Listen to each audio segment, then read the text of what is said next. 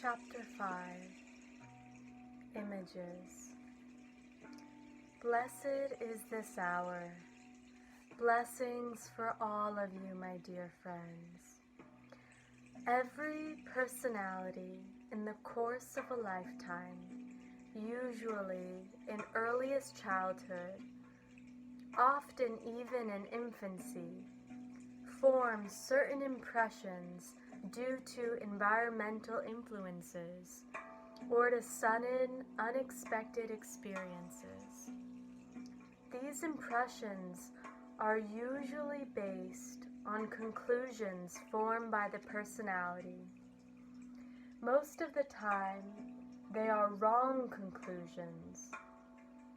One sees and experiences something unfortunate, an unavoidable hardship of life, and then generalizes these happenings into beliefs.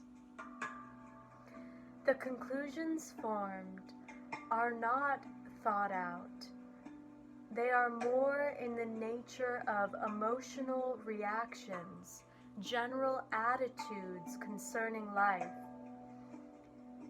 They are not completely devoid of a certain kind of logic, but it is of a very limited and erroneous kind. As the years go by, these conclusions and attitudes sink more and more into the unconscious, molding to some extent the life of the person in question. We call each such conclusion an image. You might say that a person could also have a positive, healthy image engraved in the soul. That is true only in some measure, because where no wrong image has been produced, all thoughts and feelings are in motion, fluctuating. They are dynamic and relaxed.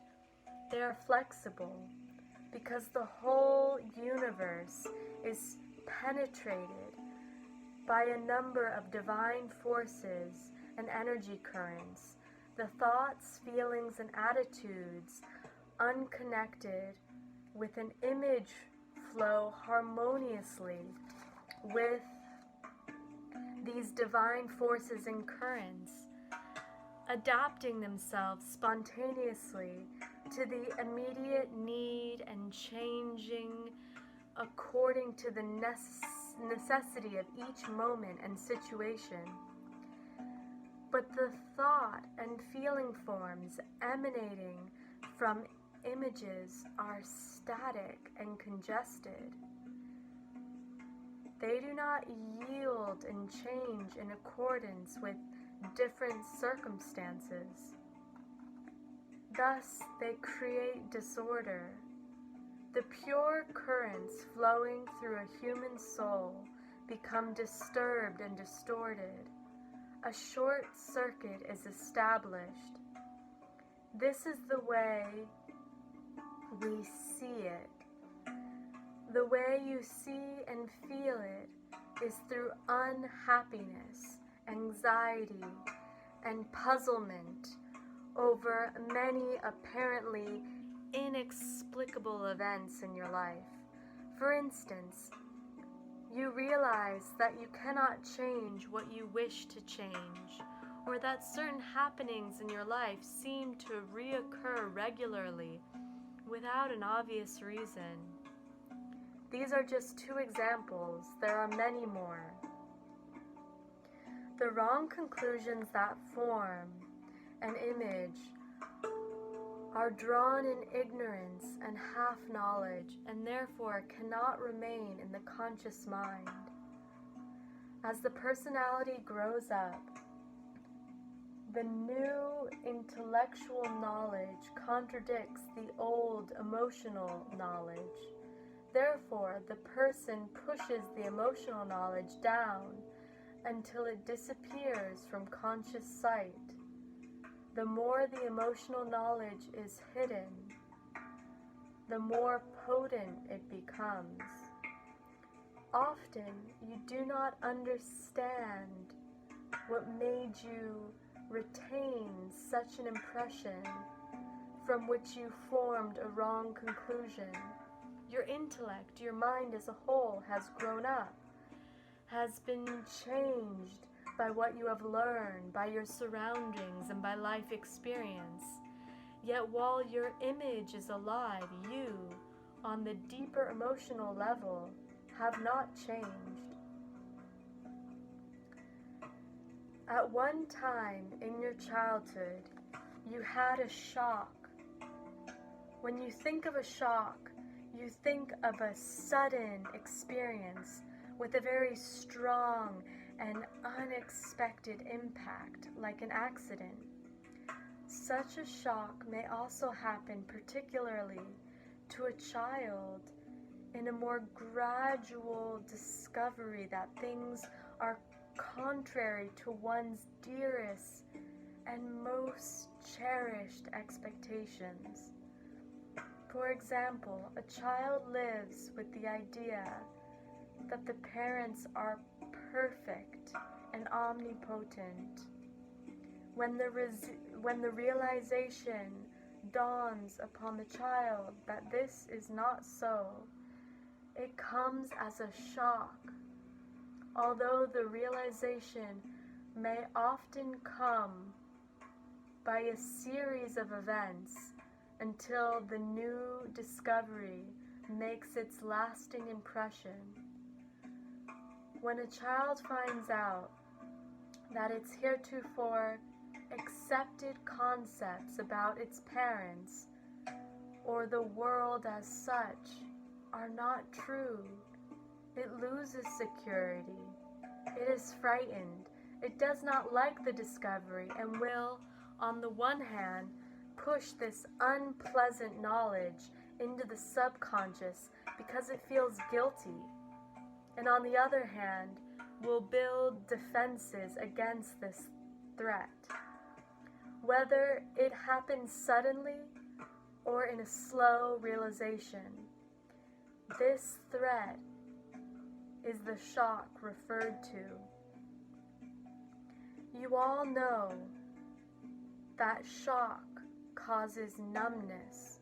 Your body, as well as your nerves and your mind, become numb, even to the extent that you lose your memory temporarily or have other symptoms.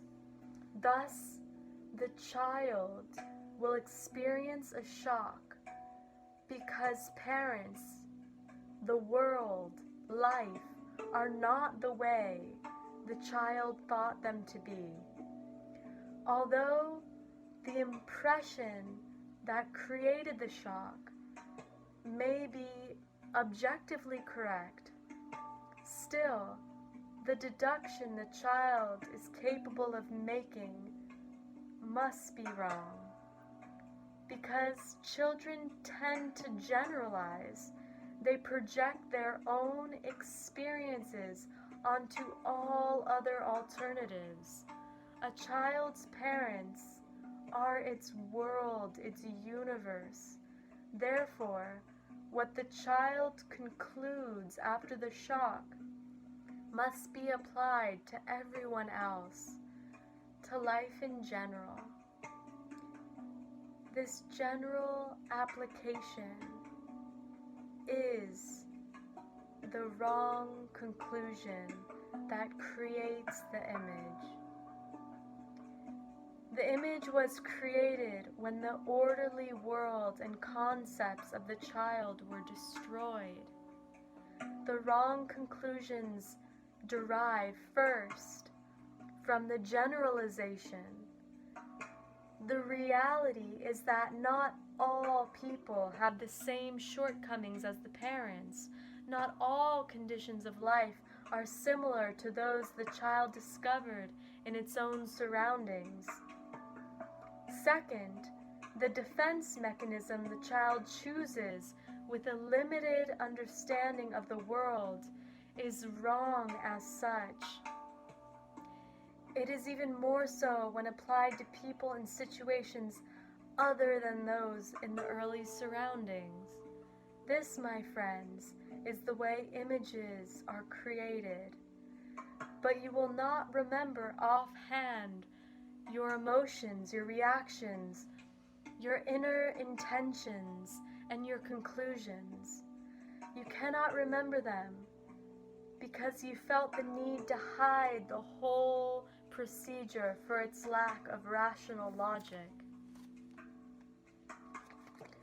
And also because you were ashamed that your parents were not what you thought they should be.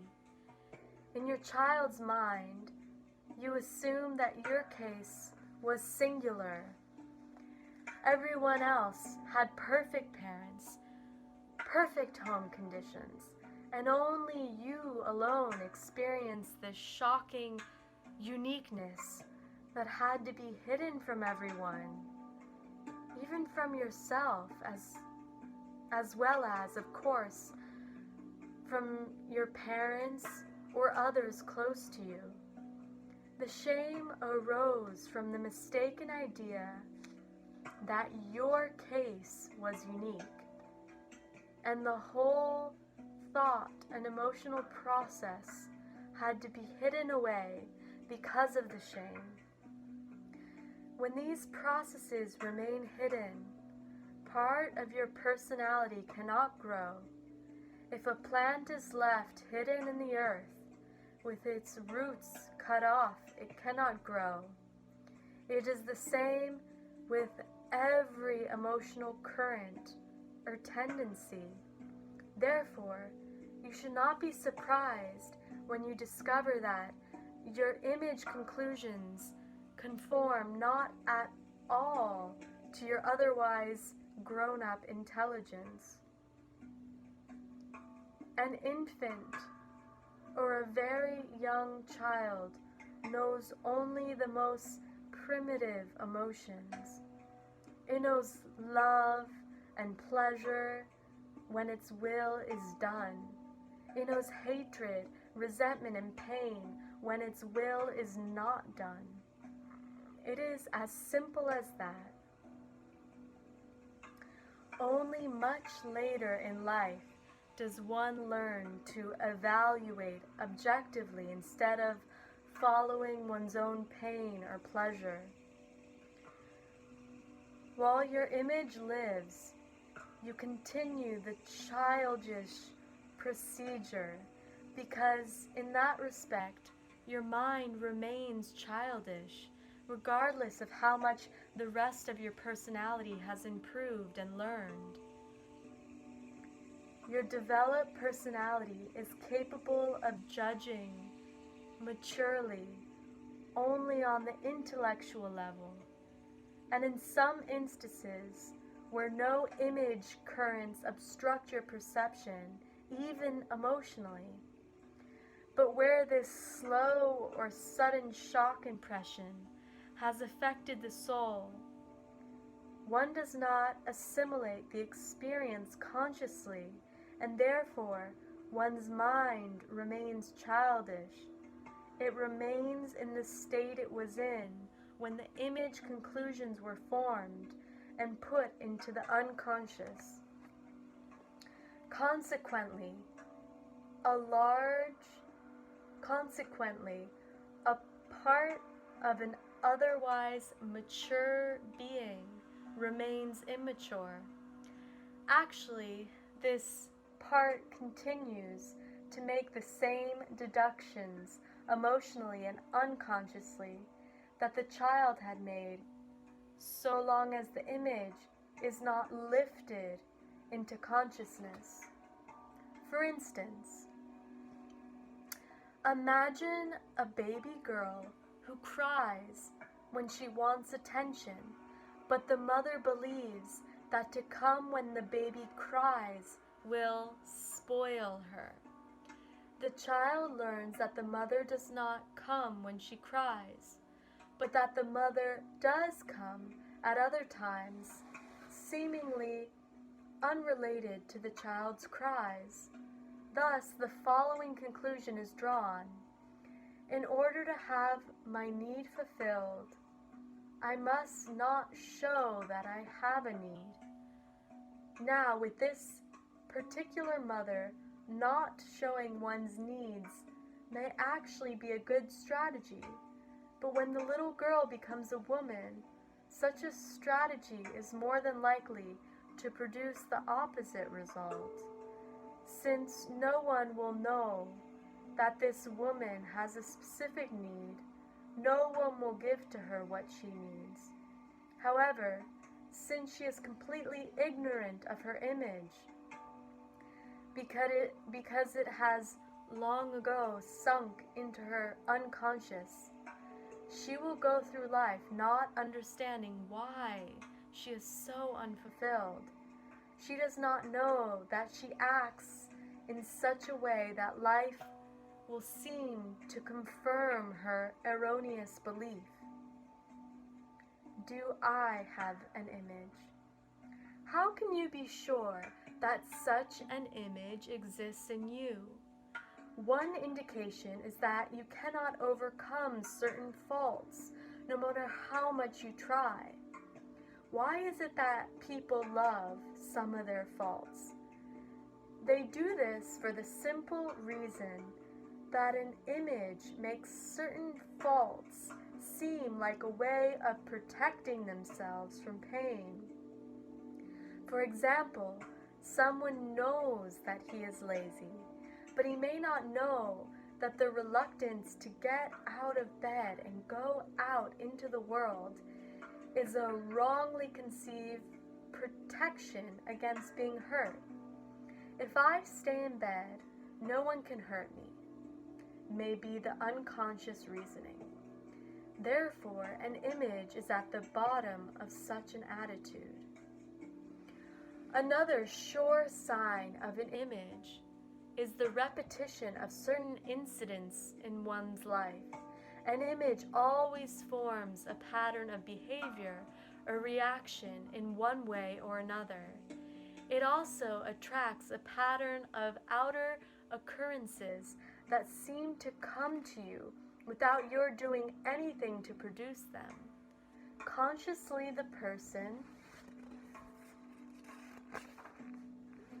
may fervently wish something that is the very opposite of the image, but the conscious desire is the weaker of the two, since the unconscious is always stronger.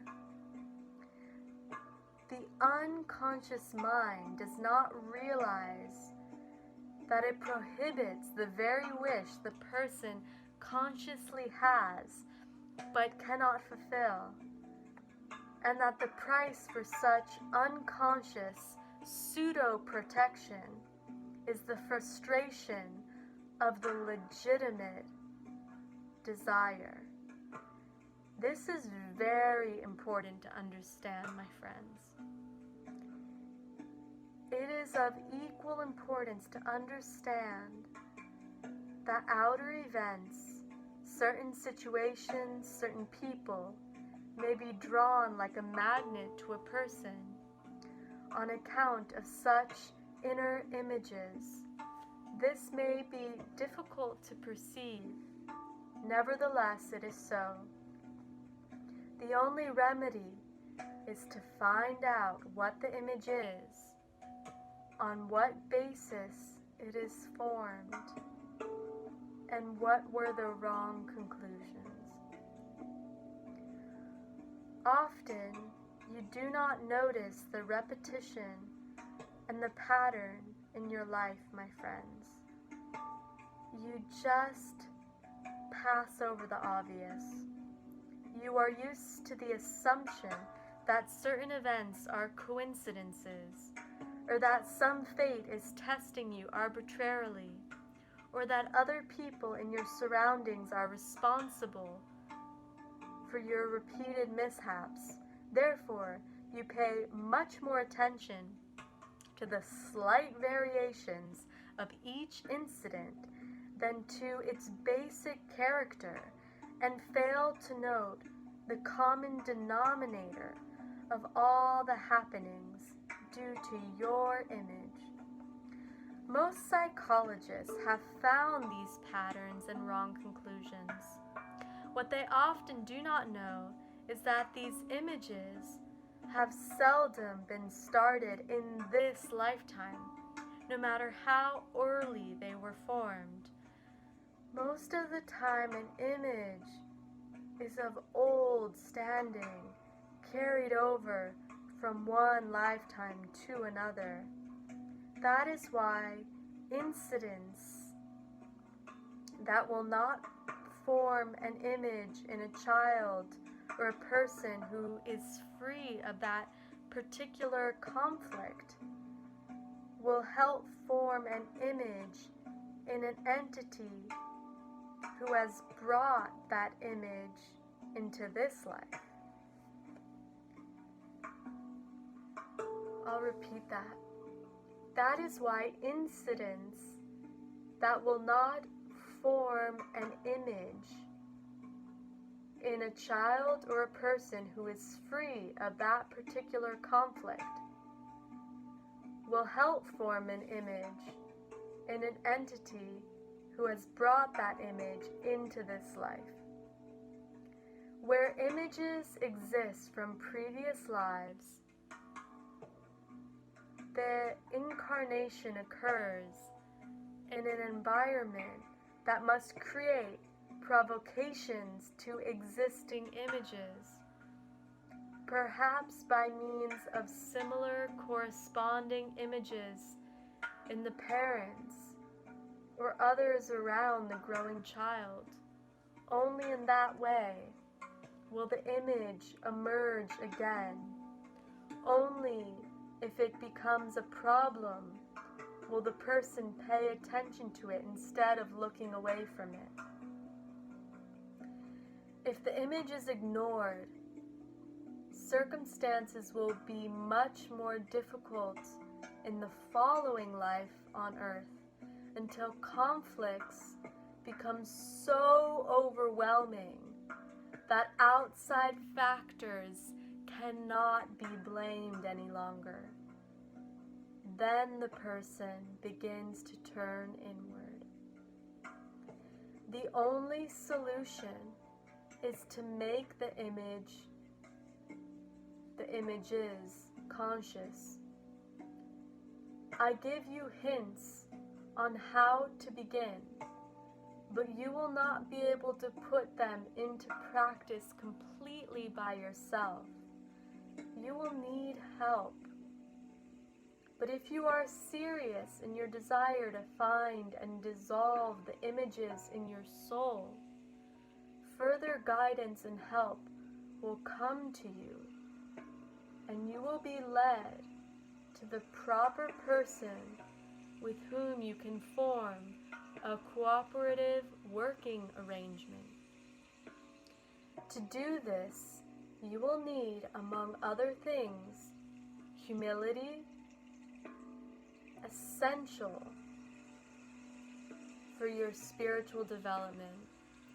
The person who is continually reluctant to work with another must lack humility, even if only in this one respect.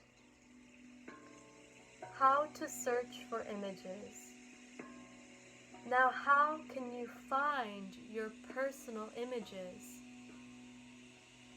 You will do it not by working on the symptoms, whatever they may be, but rather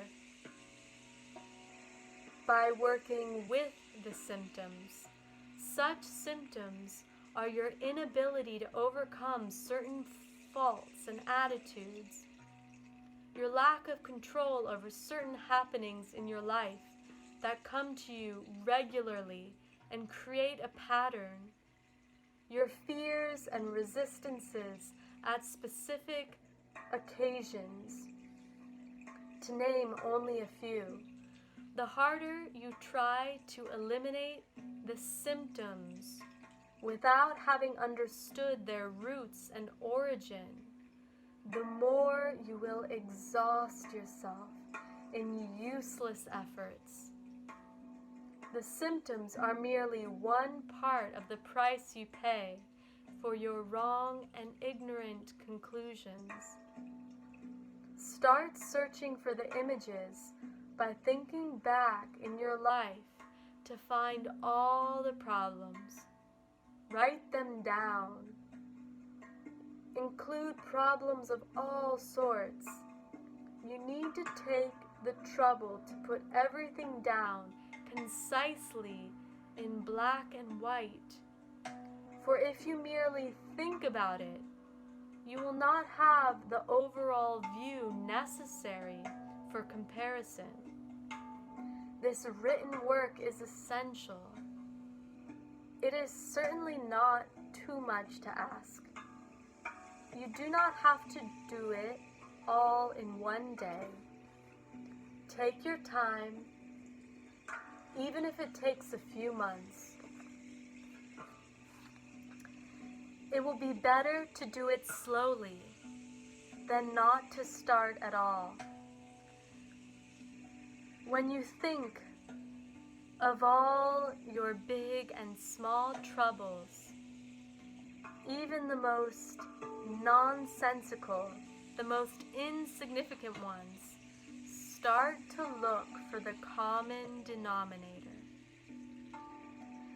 You will find in most instances the existence of one common denominator, sometimes even more than one. I do not say that a difficulty cannot occur only once in your life, independent of any inner image. That is possible. This too is based on cause and effect, as everything in the universe is. But it may not be connected with your image. But be careful, my friends. Do not put an occurrence aside superficially, designating it as being unconnected with your personal image merely because it appears that way at first sight. It is very possible, and even probable, that there are no such happenings in your life. All unpleasant experiences are probably due to your image and connected with it, at least in some remote way. The common denominator may not be easy to find. Only after you have thoughtfully grasped your images will you be in a position to judge which of your experiences, if any, have something to do with it. Until then, you must keep all judgments in reserve, so to speak. In meditation, in serious self-probing, in connecting your emotional reactions in the past and present, and with the help of prayer, you will, after a long and arduous search, find what the common denominator is. Do not dismiss it hastily if something appears to be unconnected. Probe and you may experience a surprise. The most apparently unconnected events turn out to have one common denominator.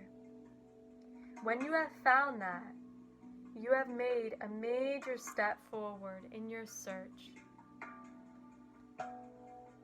For then you possess a clue to the image. In order to get to the image itself, to all the devious ways in which it was formed, and to the understanding of your reaction when you formed it, you will have to explore your unconscious more thoroughly. The benefits of dissolving images.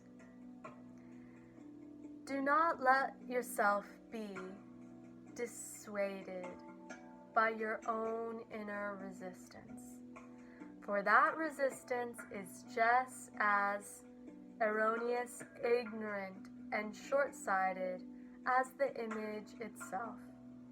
the very same force that makes you resist is the one that has created the image in the first place. Without your knowing it, it has created and will continue to create misery for you and will counteract your conscious wishes.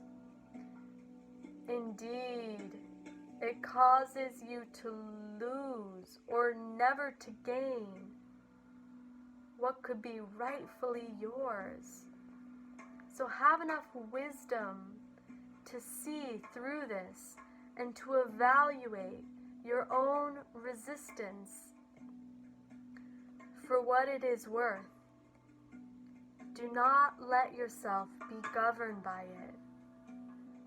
How can you be a spiritual person who is developed and detached in the right sense if you remain governed by your unconscious forces and by those illogical, erroneous, and ignorant conclusions that have formed such a painful image within you? The image is the one factor in your life that is responsible for every unhappiness. No one else is responsible for it, only you yourself. True, you did not know any better once, but now you do. You are now equipped to eliminate the source of your unhappiness. And please do not say, how can I be responsible for other people acting in certain ways again and again towards me? As I said before, it is your image that draws these happenings to you as inevitably as night must follow day on this earth. It is like a magnet, like a chemical law, like the law of gravity.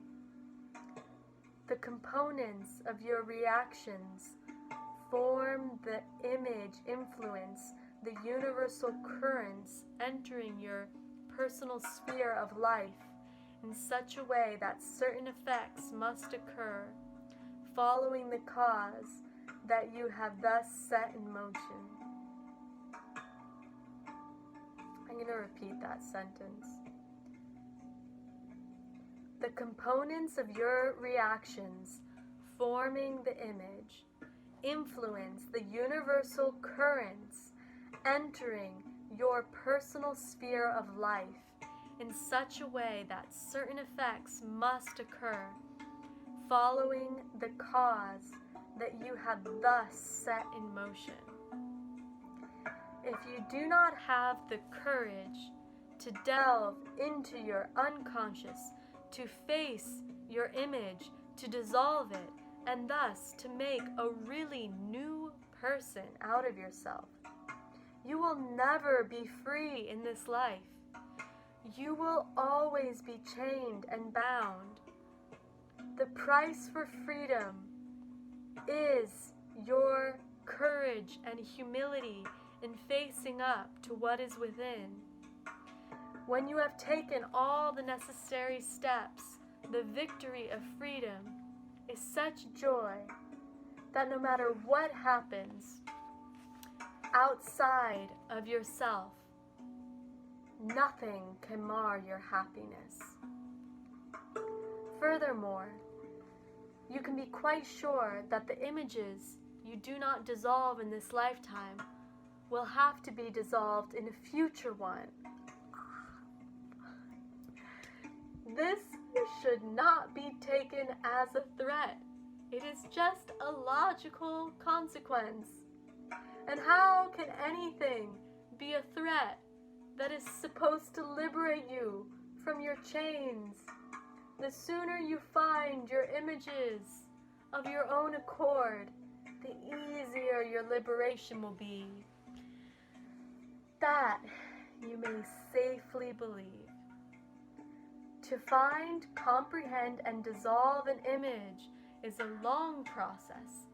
Even after you have understood it, the re-education of emotional currents and reactions that have long been conditioned in one direction take time, effort, and patience. You may revolt against unhappiness, yet when you realize that not God and the fates, but you yourself are the cause, your revolt may turn against yourself, and you will thus also become impatient with yourself. With such currents, you will never succeed in finding and dissolving your image. You must be in a relaxed state of mind, and such a state of mind can be yours only if you understand and accept the length of the search. When you search for the images, do not approach your subconscious with a moralizing attitude. Your subconscious does not like it and will resist. It will fight against you and make it all the harder for your willing consciousness to come to terms with it. Start by thinking about your hurts, conflicts, and problems. Regard your wrong inner attitudes as ignorance and error. Actually, that is what all faults really are. Start by thinking about your idiosyncrasies, your prejudices, your tight emotions in certain domains of life. Think how you react emotionally to certain things, and when and how these reactions repeat themselves in a pattern throughout your life. Begin by viewing your disappointments that apparently have nothing to do with your actions or reactions. Afterwards, when you recognize a certain regular pattern, you will be able to see the connection with your own inner attitude that may so far have escaped your consciousness. What I mean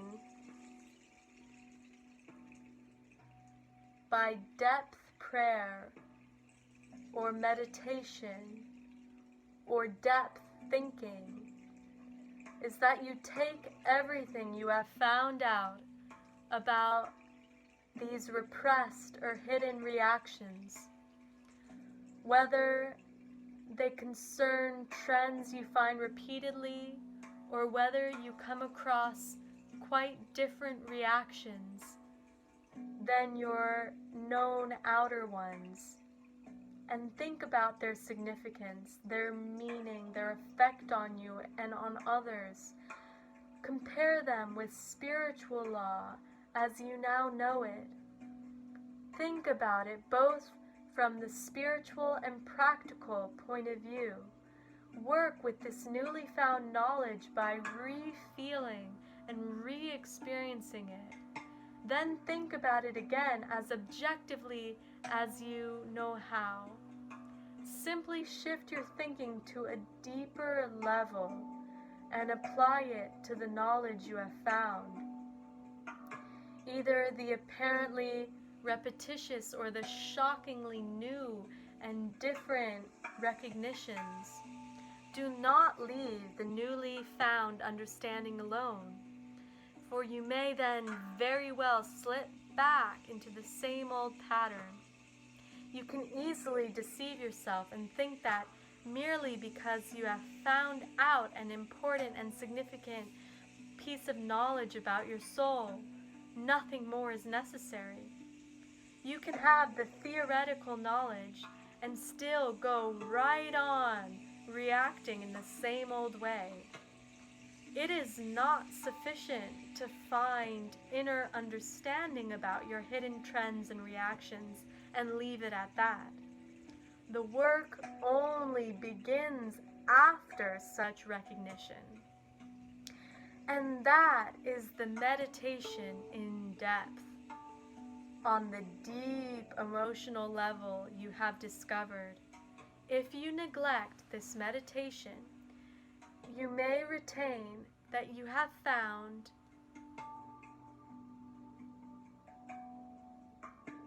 but gradually it will become more remote, a merely theoretical knowledge in your brain, while underneath you go on reacting as before. In that case, you have not succeeded in integrating and unifying your erring emotional reactions and wrong conclusions with your intellectual knowledge.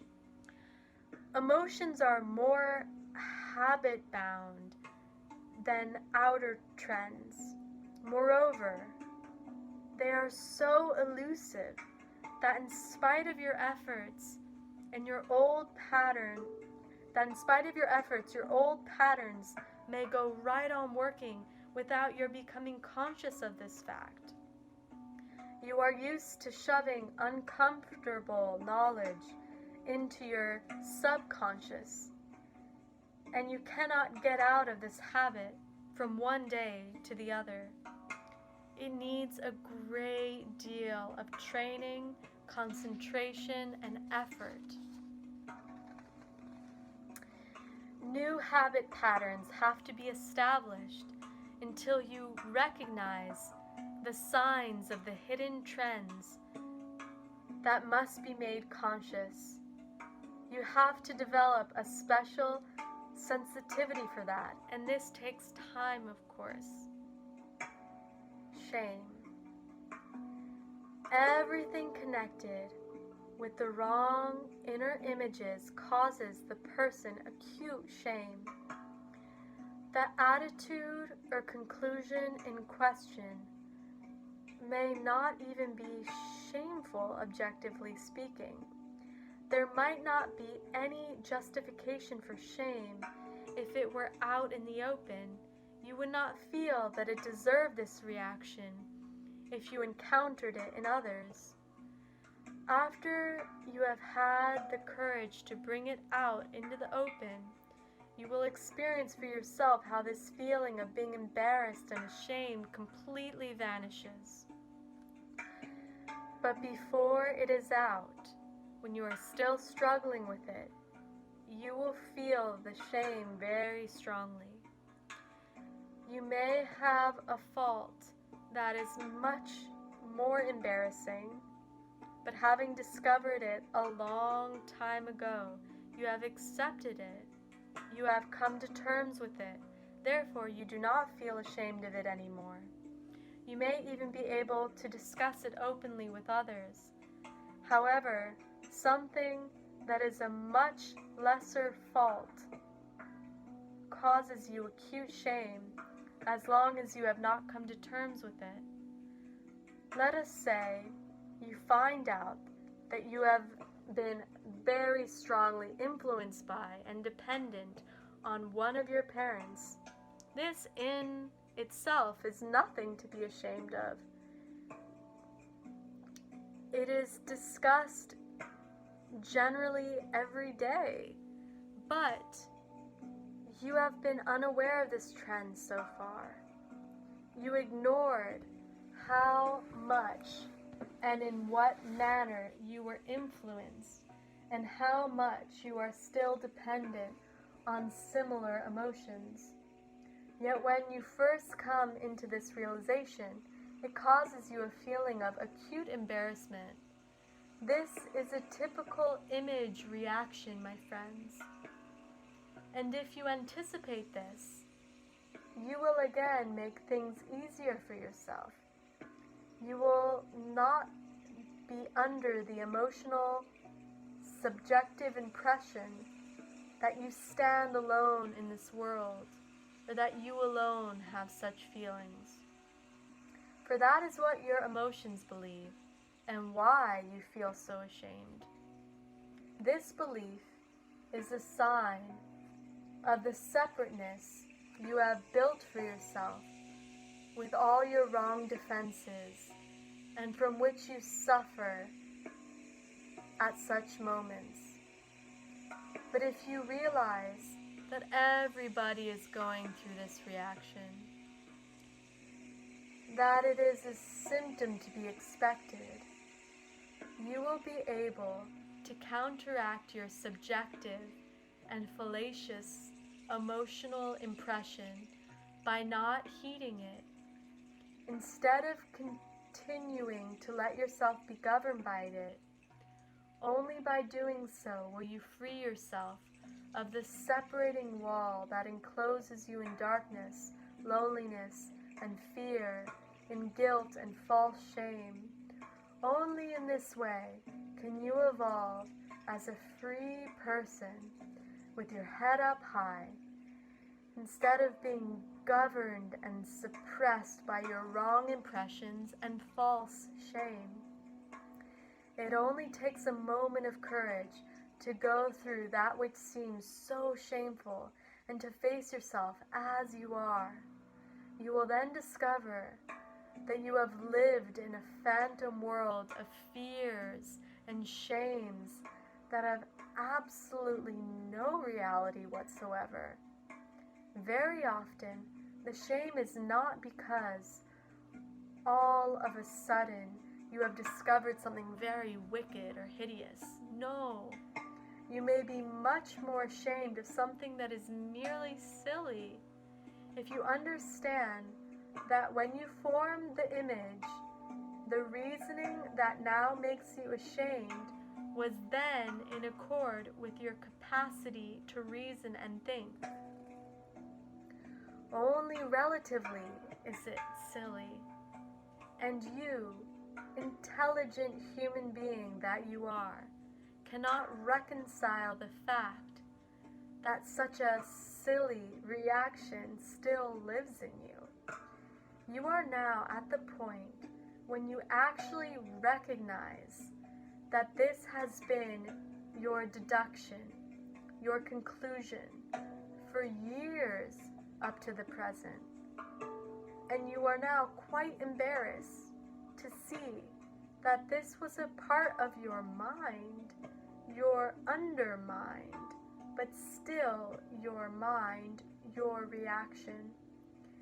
It will make it easier for you to accept this if you consider that in this respect you remained a child, because you let the whole reasoning process left the whole reasoning process in the darkness of your subconscious mind. It will also help if you realize that there is no one you can name among all those you know who does not have his own images and therefore similar incongruencies. If you conversed with a child of, let us say, 4 to 10, you would not be surprised at such reasoning. Realize that, and you will overcome your embarrassment. Before you can change anything,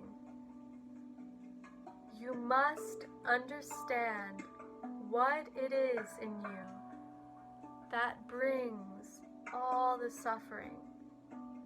Only then, slowly, gradually, will you be able to re-educate your emotions, dissolve your images, and create new, productive forms in your soul that correspond to divine law.